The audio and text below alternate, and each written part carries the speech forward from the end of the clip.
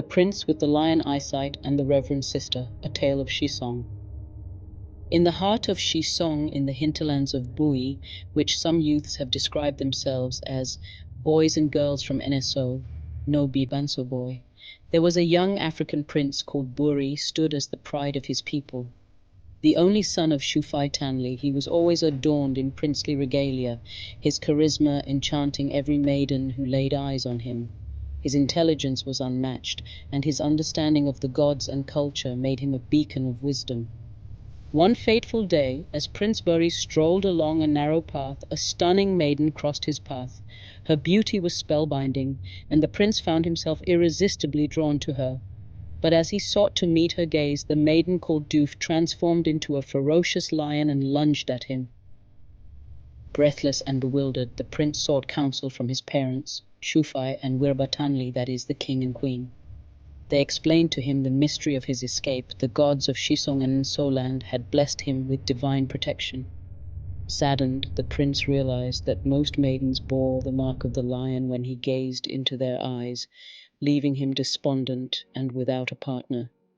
One day, as he wandered near Shisong Hospital, he encountered a weeping woman. She was a maiden in her 30s, dressed in a nun's habit, a white veil, a blue dress, and a simple cross around her neck. Her sobs tugged at the prince's heart. Though he knew it was a sacrilege to admire a nun, he approached her and asked her name and why she was crying. The maiden revealed her plight. She had been dismissed from the convent for failing to wake on time for mass and for neglecting her duties. An orphan with no place to go, she was lost and forlorn.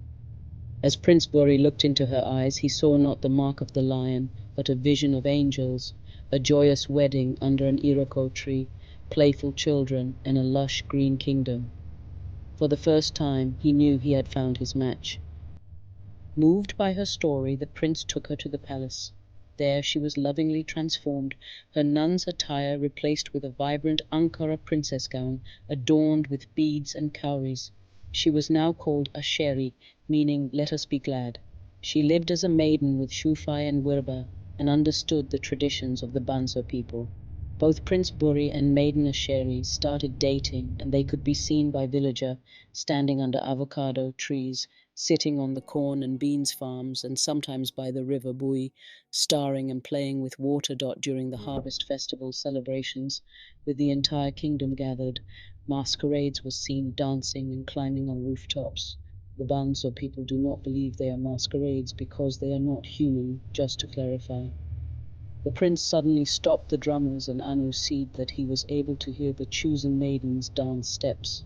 To the maiden's astonishment, he presented her with the cross she had worn on the day they met. Their union marked the harmony between tradition and faith. The newlywed prince and princess celebrated their love in both the palace and the convent where she had once been dismissed. Together they bridged the divide between church and tradition, setting a precedent for peaceful coexistence. To this day, Shisong thrives as a hub of culture and spirituality. The Shisong Hospital, the Grand Convent, and the Paramount Palace all stand as testaments to the unique harmony of the land. And the story of the lion and the bride lives on, inspiring generations to believe in love, destiny, and the power of unity.